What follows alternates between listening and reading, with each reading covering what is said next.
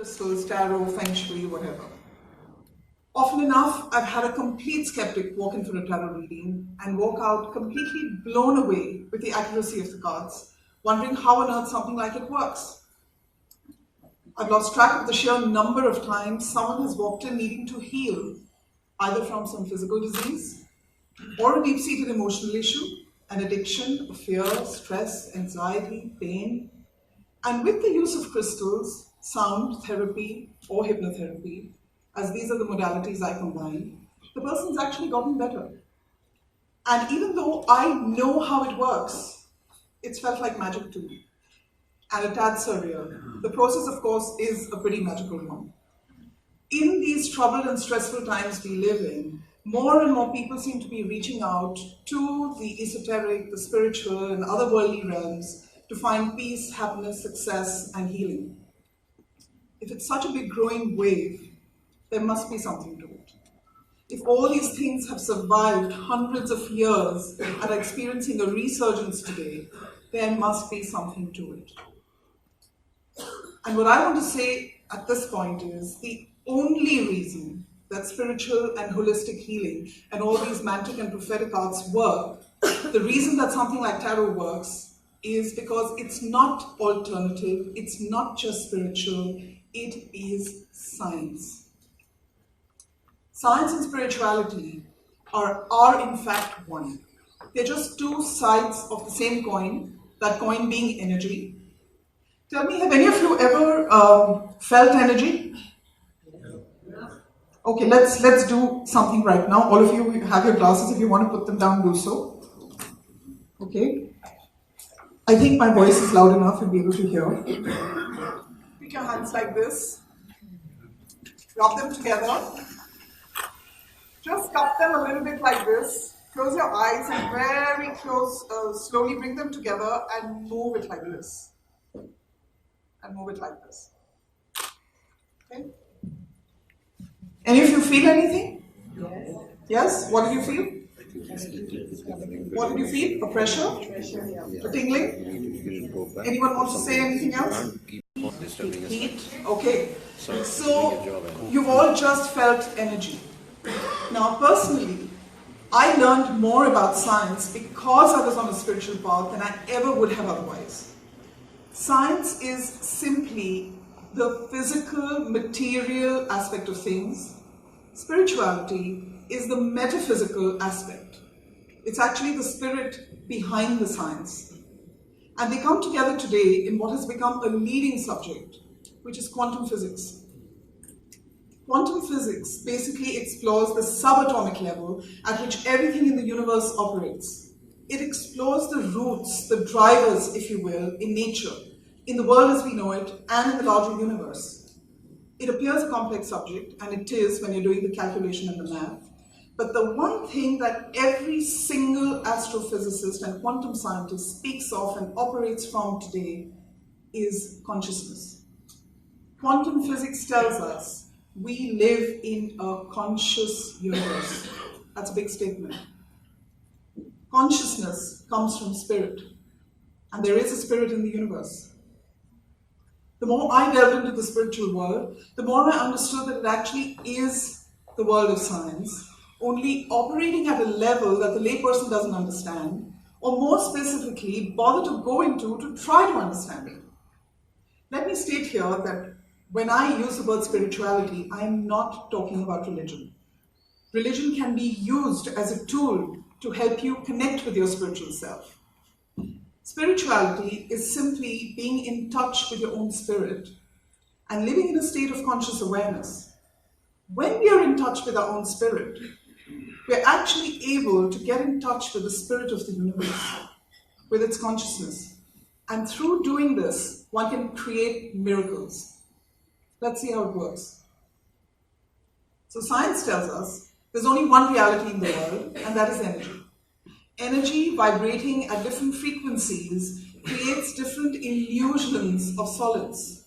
Solids actually don't exist.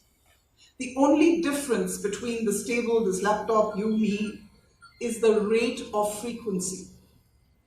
And these electromagnetic energy waves are present everywhere. Energy manifests as various kinds of energy. You have light, sound, magnetic, mechanical, nuclear energy, gamma rays, cosmic rays, etc., etc. And each form of energy is again a spectrum. It's either a light spectrum or a sound spectrum. So energy waves are present everywhere. Have you ever thought about how your cell phone works? How do satellites work? How does television work? How do viral fevers transfer, right? They're all moving on waves of energy. So basically, from your cells to the whole world and universe, that is the stars, galaxies, nebulas, solar systems, constellations, asteroids, etc., is nothing but energy waves. One energy is manifesting as this baffling diversity seen in the world. The differences are due to the difference in wavelengths only. All of creation basically is simply moving light. And this light inevitably follows different sacred geometric archetypes to create all we see as matter. You find this sacred geometry in the Platonic solids, the golden ratio, the Fibonacci sequence, fractals, sonic geometry. Each one is a thesis on its own and there's no time to really go into it. But vibration, sound, harmonics, music, numbers, and matter all emerge out of sacred geometric codes. And each of these different kinds of energy have their own codes. It's basically been through the discovery of these principles and codes that we've been able to utilize them in different ways and create our different scientific inventions. If there didn't exist an intelligence or consciousness backing them in the form of the existing codes, we would not be able to create a single scientific thing. And at this point, I would like to quote Max Planck, who's really the father of quantum physics. He won a Nobel Prize in 1947 for the work he did on energy. And this is what he had to say. He says, all matter originates and exists by virtue of a life force. We must assume behind this force the existence of a conscious and intelligent mind. This mind is the matrix of all matter. He says matter never gives birth to consciousness. It is consciousness that creates matter. It's all energy. We call it by different names. We call it prana, life force, chi, all sorts of names. And in all these words, if you really think about it, there is already inherent an implication of spirit and of soul. And this life force, this prana, this chi, is flowing through each and everything in the universe, through every grain of sand, every particle of air, through water, through the sky, through fire, through the earth. People, plants, animals all radiate this electromagnetic energy. Every single thing in the universe is tapped into it. So what I'm basically saying is the whole world, not just the whole world, the entire cosmos as we know it, is a hologram. Is a hologram.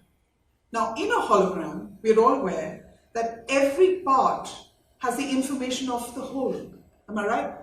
Yeah? So every part would have the consciousness of the whole. If you think about it, something like cloning would simply not be possible. One cell holds all the information. And what does it do?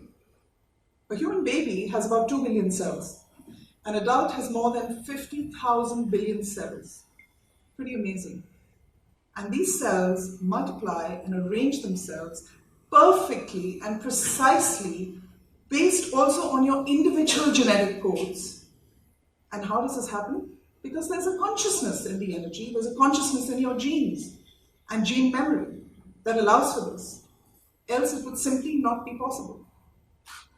So there is a higher intelligence with a consciousness that is making this happen.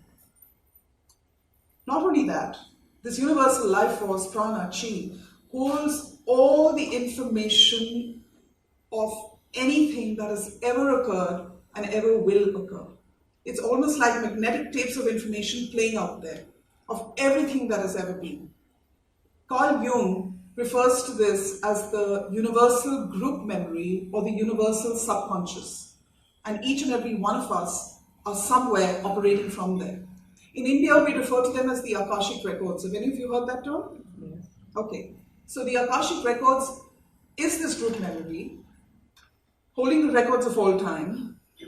Not only is there a universal group memory, but you have your own personal karmic imprints as well, your personal Akashic records. Now, as an aside, this is really how tarot works. Through a process of mnemonics and psychokinesis. The cards are actually able to tap into this energy field, into this information, into this consciousness, which has an awareness of everything in the past and everything in the future. We'll get to a few detailed questions later, if any of you have them. But if this energy field did not exist, tarot could never work. It could never work. All right? So if this energy is flowing through each and everything, what is it telling us? There is no separateness. What is out there is in us. What is in us is out there. All of us are actually a microcosm of the macrocosm. We don't realize it, but we have the entire universe in us. We are that powerful. And if we live in a conscious universe, the way you think and act affects the whole, and the whole affects you. So just keep this in mind. Each time you breathe in, and it's not just when you're breathing in, it's actually happening by osmosis in any case. Each time you breathe in, you're breathing in energy, you're actually breathing in information, you're breathing in the consciousness contained in that information as well. Each time you breathe out, you leave your own energy imprint in the universe. So folks, if there is a murder or any atrocity committed, a natural disaster at the other end of the globe, and you think you're far away and it's not impacting you, you're wrong. All those energies of grief, suffering, sadness, pain will blend into the universal matrix of energies, and we at some point of time will absorb that too. Make no mistake about it. If there's someone like a Mother Teresa, people doing good work, acts of gentleness, kindness, even if it's at the other end of the globe, that's going to impact us too. So I don't think any of us realize how powerful we actually are. Each and every one of us is responsible for the energies on our planet. By simply being the person you are, you impact mankind. That's huge power. It's not just the people sitting at the helm of government who are responsible. They may have a little more responsibility. But with each and every one of us, our very thought processes create an energy field. And this energy field is going to impact all of us. And it's going to shift the frequency and the quality of light on the planet. And I have to say this, if the planet is in a mess today, each and every one of us, somewhere we are responsible. This is really big stuff. And something to think about, and most definitely to act upon. You don't need to go out there and do a whole lot of good stuff. All you really need to do is work with yourself. So, have you ever thought of the word emotion? Can someone tell me what emotion is? It's energy in motion. Emotion is also energy.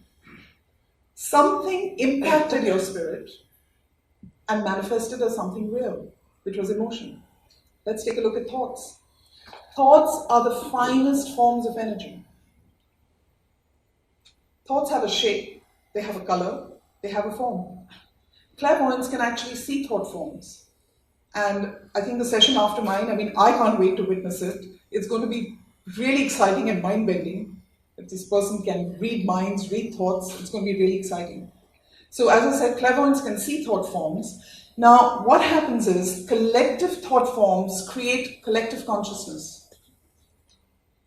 Don't you feel the vibe when you go somewhere? When you walk into a room or you meet someone, you feel the vibe, right? It could be good, it could be bad, whatever. You feel it in a place, in a space with a person, and the only reason you feel it, because all is energy and all energy vibrates and all energy is conscious. It gives off a vibe. So it's able to make its consciousness and resonance palpable. So if you're getting a sense of good or bad, it's because that energy is physically hitting you. at a subatomic level. So light is what holds the energies of the universe and the energies of the entire cosmos together. And all of us are part of that energy. It flows through us. It flows through every nerve center of our beings. Now, light has a physical impact, which we are familiar with. We use words like feel the heat, see in the light. It also has a metaphysical aspect. He has seen the light. You're feeling lighthearted. One could go on and on. So basically, when you understand the correlation between the physical and the metaphysical, you'll actually begin to know and understand the science of the soul. Light is real as every scientific invention. In fact, no invention would be possible without light. And just the way you learn to use a computer or a cell phone, you can actually learn to know light, understand it, and learn how to draw this light into your life. Basically, learning to and working consciously with light, in a nutshell, is spirituality. So what is light? What is light? Light is basically God projection. It is divinity manifested in every aspect, every grain of sand, every stone, every plant, every leaf, in everything, in the form of prana, chi, or life force. When you look at the metaphysical aspect, light is a manifestation of all that is perfect, whole, beautiful, complete, tranquil, quiet, peaceful, and still, fun, beautiful, joyous, all aspects of the spirit. And where does this light come from? Where does this light come from? No, it comes from the sun. It comes from the sun. It doesn't come from a human being. There's a reason why we refer to solstice, because the sun is the soul center of the universe. It's a bringer of light, physical and metaphysical. You take the sun away, and what would happen? There'd be no life, right? No physical life. Have you also heard of the SAD syndrome? If a person is kept away from sunlight for very long, they go into depression. So you see, there are both aspects of this. So this tightly woven web that makes up the fabric of the universe is a container that holds the universe, and this is the bridge between our inner and outer worlds. And even though you may not be aware of it, all of you are in constant communication with it. Now, I want to quote another, in fact, he's probably the world's foremost astrophysicist today. His name is Greg Braden. What he has to say about this divine matrix of energy, he says this divine matrix is governed by a universal law. And what is this law? The law of attraction. That which is like unto itself is drawn. It has an intelligence. Hear this. It responds to the power of human emotion. Emotion is what drives this law. Scientists have experimented with human DNA and have reached the conclusion all that you have in your life, good, bad, success, failure, happiness, unhappiness, is just the result of your past thoughts and emotions. I'm not saying this, the scientists are. So really, when you think about it, it's your spirit that's driving you. It's your spirit that's driving your life.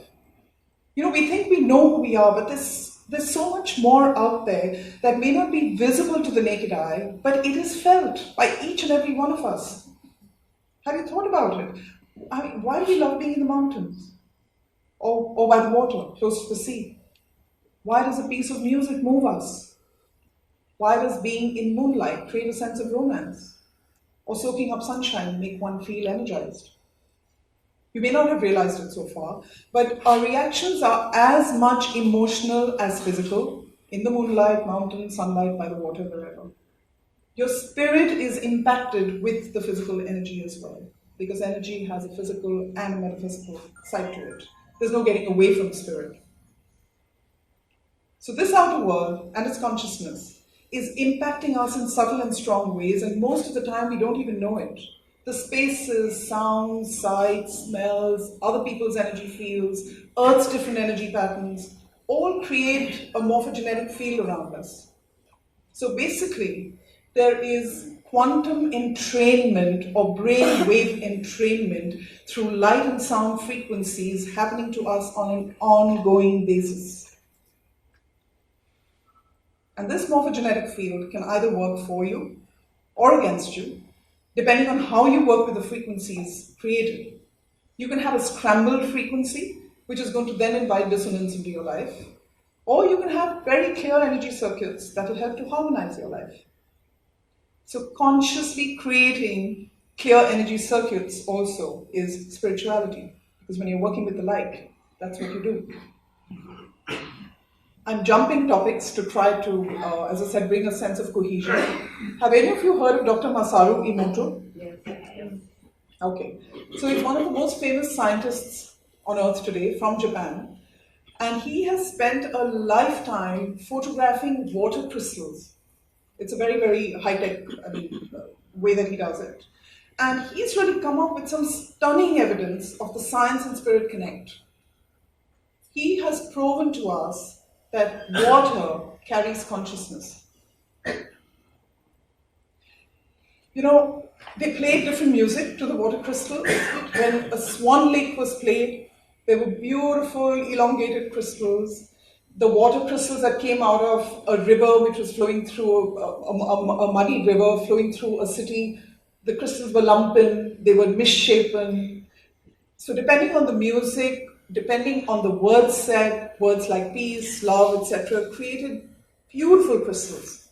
I've actually brought a few photographs of these crystals, and after the talk, if any of you want to have a look at them, you can do so. It's really quite mind-boggling. Have you ever thought of how water divination works?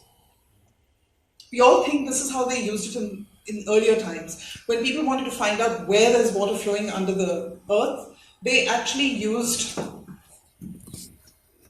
you have sticks and you have this thing called a dowser. I'm going to use it a little later. Every company, even now, who tells you that they're doing it in any other way, don't believe them. How do you think water can communicate its presence unless and until it doesn't have a consciousness and it's not able to communicate, and it's able to communicate that consciousness? So at this point, I want to tell you there is a simply fantastic way to heal yourselves.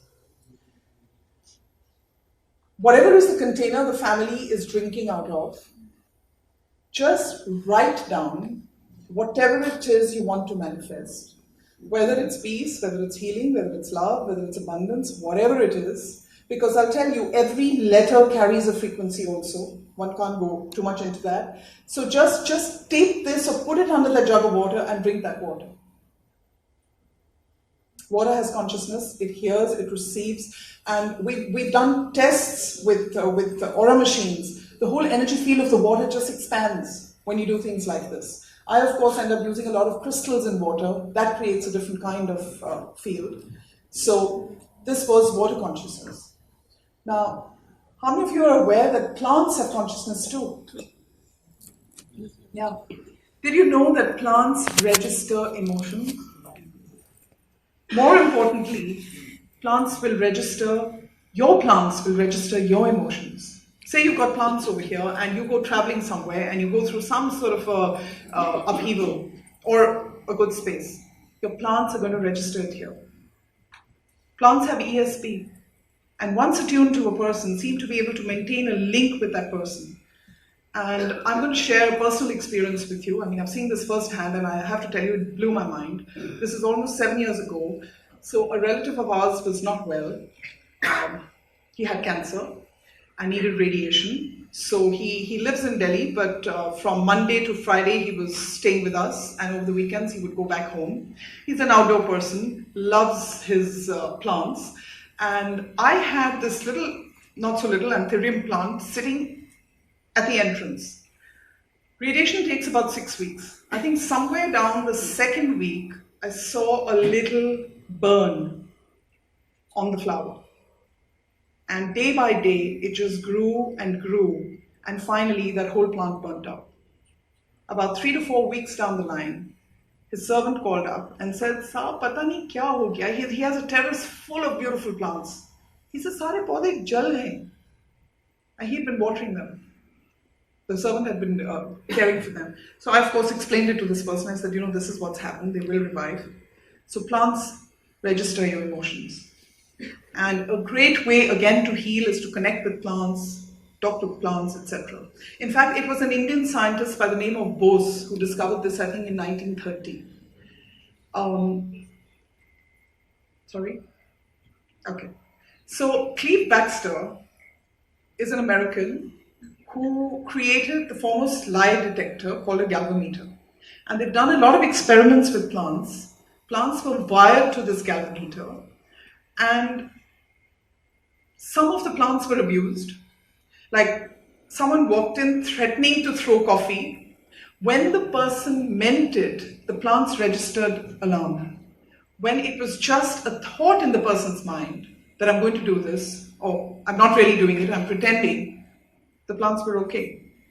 There is someone by the name of Pierre-Paul Sauvin, an electronics expert from New Jersey with aerospace and an investigator of ESP. He actually had a toy train running around a track. He would say stop, start, reverse, go forward, just by communicating with the plant. It was wired to a galvanometer. So when you say people with green fingers, it's not just a saying. There is a real connection. Plants feel the love and respond because they are conscious. Love is absolutely the strongest force of energy on earth. And this universal intelligence maintains the organization and balance of the universe. There is an extension of this intelligence called innate intelligence flowing within each and every one of us, keeping us alive, healthy, and in balance. As long as this communication between our brain and body is open and free-flowing, we remain in a space of health. When there is an interference, our cells may begin to break down, and then you can begin to fall sick. So healing really is all about removing these sublocations. So let's take a look now at the human energy field. We've been talking a lot about what's out there. Are any of you aware that we are not just the physical body? Yeah? We actually have at least 7 different energy bodies. The physical body is the one you can see because it's the densest form of energy. We have a mental energy body, an emotional energy body, an etheric body, an astral body, and a physical body. The mental energy body is the home of your thoughts, lives in the what if land, dislikes change. Emotional energy body is the house of your emotions, and so on and so forth. What is your physical body? Can anyone tell me? This we should know. How do you think our Ayurveda works? Your physical body is nothing but earth, air, water, fire. So when you think about it, you're carrying in your energy field both the physical aspect of energy and the metaphysical, with your thoughts, with your emotions, with all of that. So every cell, every tissue, every nerve, every fiber in your body has a corresponding energy body. This light is flowing through every nerve center within us. And think about it, when you die, what happens? The bones are in place, the blood is in place, the muscles are in place, the tissue, the arteries, even your brain is in place. We value it so much. What has really left? Energy, your consciousness. That is left. When no energy, no life. So what is typically happening with these different energy bodies? They are interfacing with each other. Think about it. Your thoughts affect your emotions affect your thoughts. It stands to reason they will affect your body. And these energy fields flow through our 7 chakras. Are you familiar with chakras? Yeah. Okay. So we have a crown chakra, the third eye, throat chakra, heart chakra. So, oh my gosh, we're already done. I better move fast.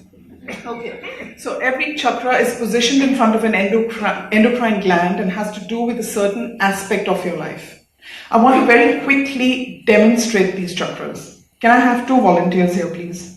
I want to just demonstrate the flow of energy. 2 volunteers, anyone?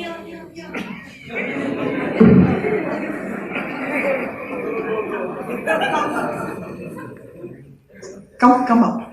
So the root chakra has to do with your roots.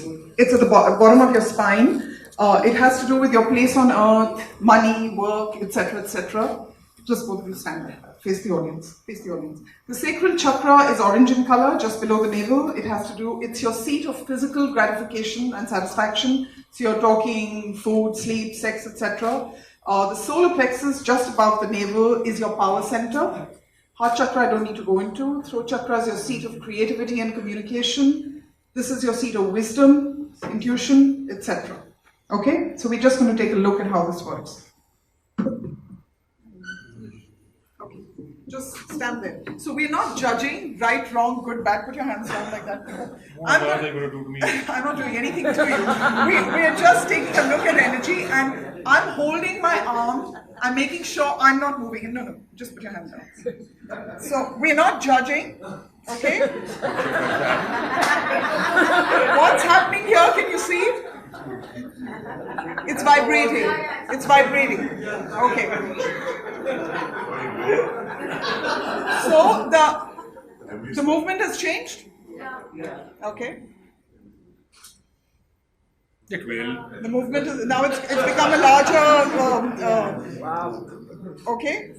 Heart chakra. It's changed again. It's vibrating and going back and forth. Okay. Throat chakra. It's going anti-clockwise.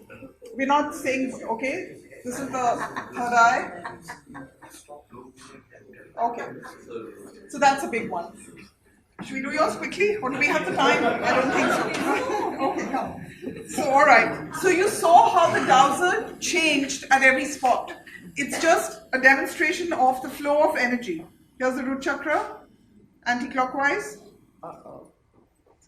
Sacral chakra, it's almost still. Solar plexus, clockwise. Heart chakra, vibration. Anti-clockwise with vibration. And back and forth. Thank you so much. So this was just a demonstration. We do the reading later. Okay. So, okay. So, I'll give you the reading later. So very briefly, all your energy bodies, your chakras, etc., all come towards making up your aura. You've heard of the word aura, right? What is your aura? It's a bioelectromagnetic field of energy around you, which basically holds all information about you. Every last thought, word, deed, action, emotion that you've ever experienced in your life is stored in the form of energy memory in your aura. We talked about getting vibes, right? You get a vibe from someone. Sometimes you're attracted. Sometimes you want to stay away. So some people's auras reach out and embrace you, others keep you out like an electric fence. And what typically happens is, as you go through life and you go through your emotional ups and downs, we develop tears, holes, and leaks in our aura. These can come from negative thought patterns, low self-esteem, anger, grudges, resentment, etc., etc. The things that hinder the most are extreme fear and extreme desire. So, you know, there's a reason why in India we do namaste and we don't shake hands. Have you thought about it? When you're actually doing a namaste, you are closing your energy field. It's protection, apart from saluting the Godhead in the other person. Just remember, whenever you shake hands with someone, whoever is the more powerful aura will draw from you. So with every person you meet, every place you go to, there's an energy exchange happening. The biggest energy exchange comes from physical intimacy. If your partner is a person who is luminous and radiates light, wonderful. If the person carries dark energy, got it. Okay? No, these things really go a long way. So as I said, we actually have machines that can measure auras, etc. Now very quickly, I want to ask you, have any of you ever felt butterflies in your stomach? When does that happen? Sorry? When you're, okay. When you're nervous, alright. Any of you ever felt your throat locking? When does that happen? Okay. Any of you ever blushed? Have any of you heard of someone throwing up when they've seen an awful sight? Heard of someone turning grey overnight, had some bad news. Heard of someone passing out in shock. Yeah. So these were just very quick body reactions. What was the one thing that was common to all? An emotion. Your spirit, your consciousness was impacted in some way, and that manifested in a tangible physical reaction.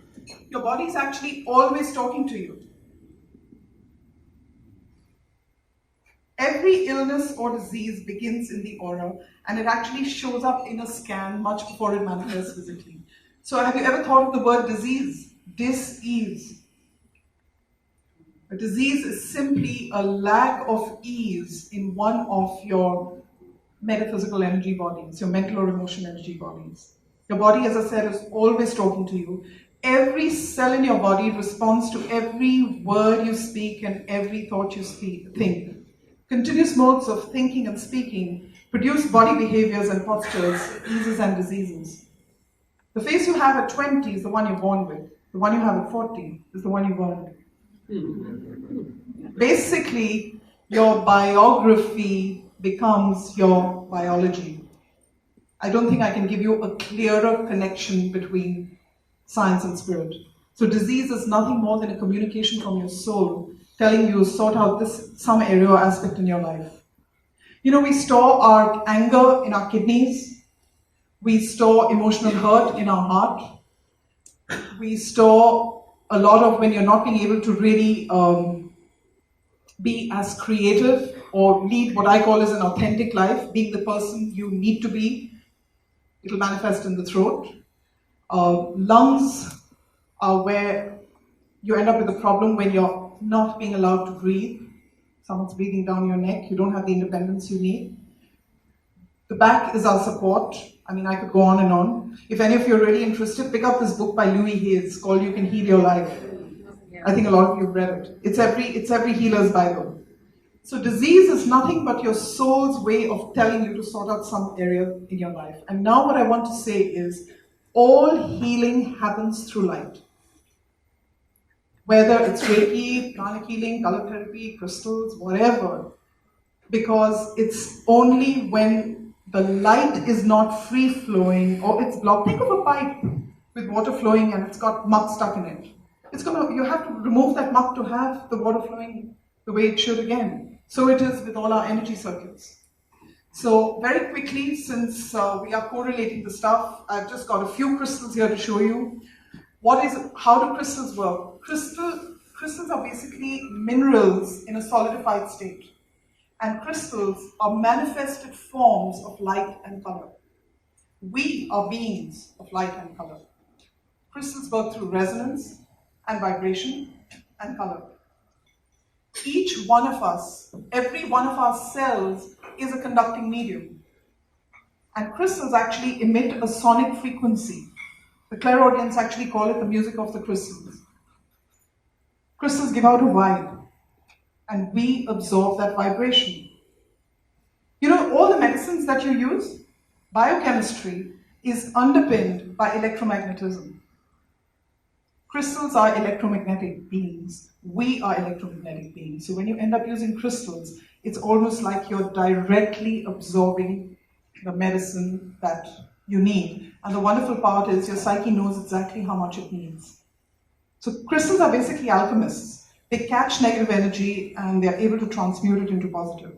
And they go as far down to your physical DNA and work at that level because all matter and energy is vibrating. Okay? Sound healing. I want one more volunteer. I'm not doing anything to you this time. Who would like to come here? I'm having to rush through stuff, but sound healing is phenomenal. I'm just going to play this singing bowl, and okay. So what I want you to do now is just put your hand like this over here, so that it's not touching, but it's close enough. Keep it open. Okay. And tell me what happens. Just straighten it out a little. Yeah. Okay.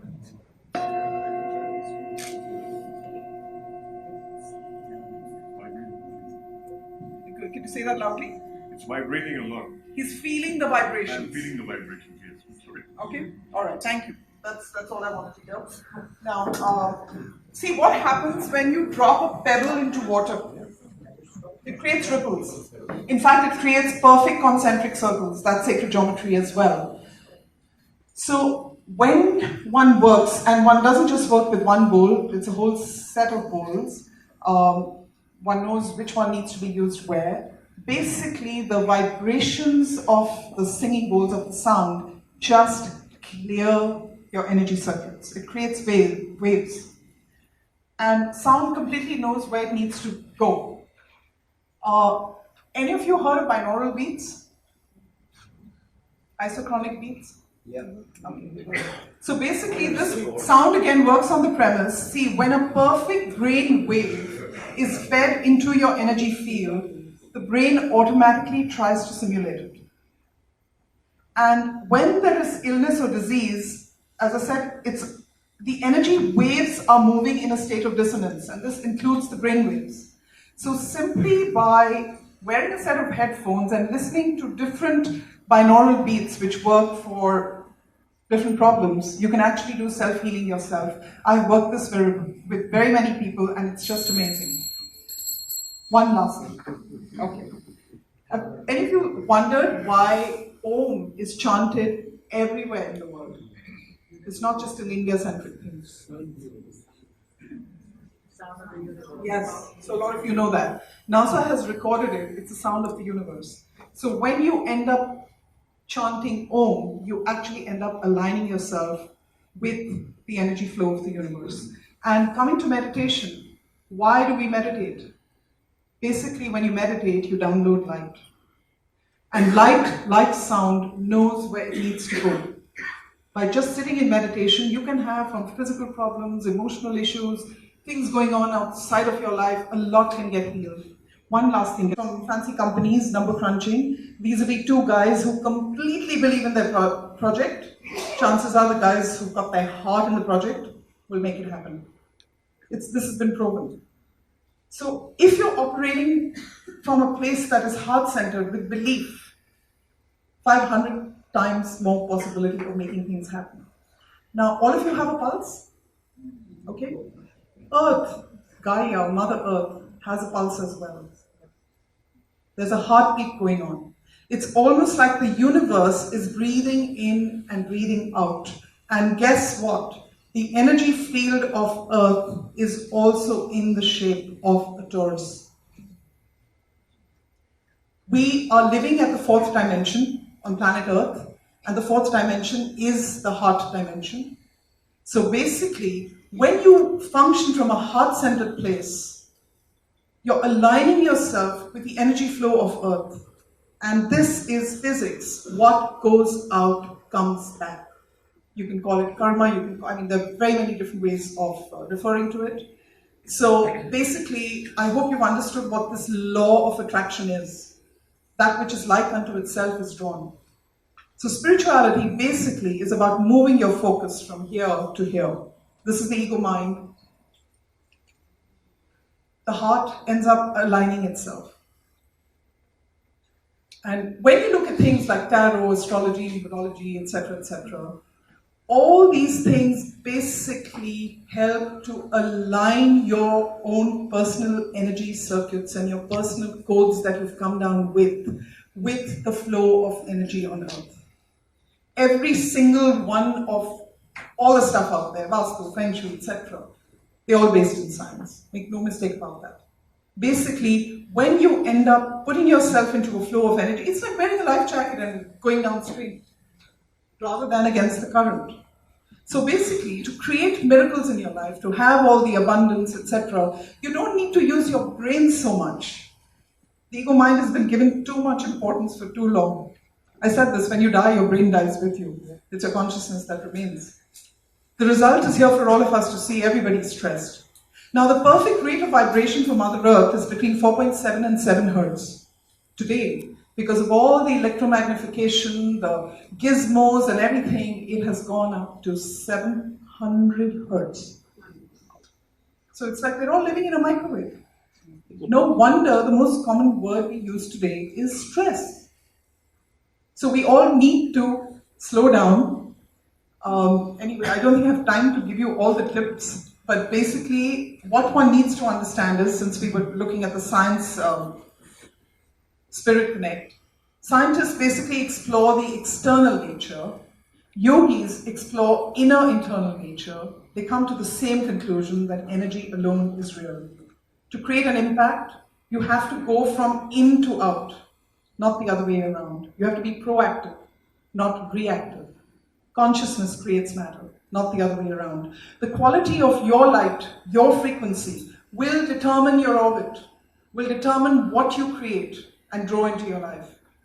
Not one of us here in this room is a victim of anything at any point of time. We're all co-creators of our own destiny. And this destiny is determined by our own frequency. And since all is the law of resonance, to have any energy in your life, you basically have to become that energy. You want love, you have to give love. You want understanding, you have to be understanding. You want independence, you have to give independence. I mean, I could go on. So you have to become that energy, mentally, physically, emotionally, all of that. You have to fill yourself with precisely the quality of light that you desire to have in your life. Have I moved too fast?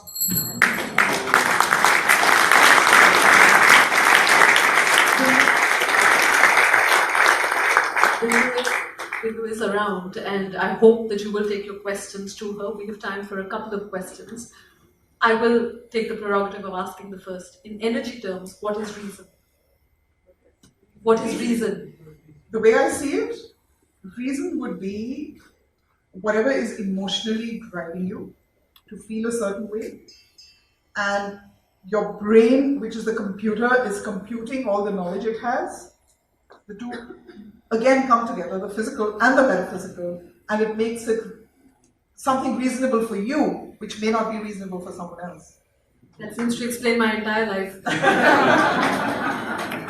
Are there any questions that we could? Yes, I do. Yeah.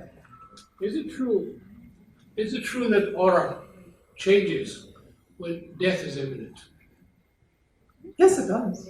Of course it does. And those who it goes read dark. aura, It goes dark. yes. Yeah. Because I've heard, When the light diminishes, your life force flows out. So the aura is going to get so dark. those who can read aura can see. Oh, when death is completely. imminent. Completely. Yeah. Because I've seen this happen. I've seen this happen. I read about people getting in an elevator and somebody watched the aura in a gray aura. Yeah. In the elevator. Absolutely. So your aura is shifting and changing all the time, based on your thoughts, based on your experiences, based on your emotions. And really speaking, I mean, coming back to spirituality, it's all about just creating a fantastic magnetic energy field. When you become the magnet, you will magnetize all the good stuff into your life. So you don't really need to work with anything out there. All you have to really do is work with yourself. Any other questions? Very quickly. So my question is, Yeah, go ahead. so how do you create that magnetic field? I mean, Okay, some so tips. that's what I do in my retreats. But a few tips: walk barefoot on the grass every day. Be in touch with Mother Earth. Make sure that you have all colors in your life when you're eating food. Make sure it's as colorful. Wear all the colors. Meditation, folks. I cannot tell you. I mean, 10 minutes of it every day. And while you're on the subject, I want to say I have meditations happening in my house. I don't charge for it, off and on. If any of you are interested in coming, you can get in touch with the Algebra team and I'll put you on the group and you're welcome to come. We do different types. We do guided meditations, silent, we do lots of stuff. Can I ask something? Yeah, sure. So I've been a skeptic all my life. I've never believed in any of this, I have to admit. And I fell ill about 5 years ago. I don't need that. And Deepak kept telling me to go and do some meditation and it will open you up and make you feel better. There was nothing allopathy could do for me. And as they say, marta kya na karta, I had no choice. So I did go and I did start the meditation. But I was such a skeptic, I wouldn't let it happen. And I came home and I told my mom, I said, I don't want to admit to Deepak, but it actually worked. Of course it works. And You're downloading and light. today I am so much better health-wise, Super. only Lovely. because of So here's someone who's telling you that she can heal with meditation. Wonderful. Wonderful. Bindu, could I ask you one Can question? can I please? So first of all, like to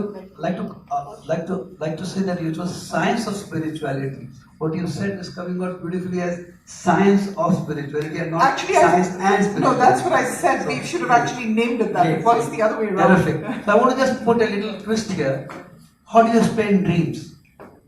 How do we understand dreams? No, I'm not an authority on dreams, but I have to tell you, a lot is happening with dreams.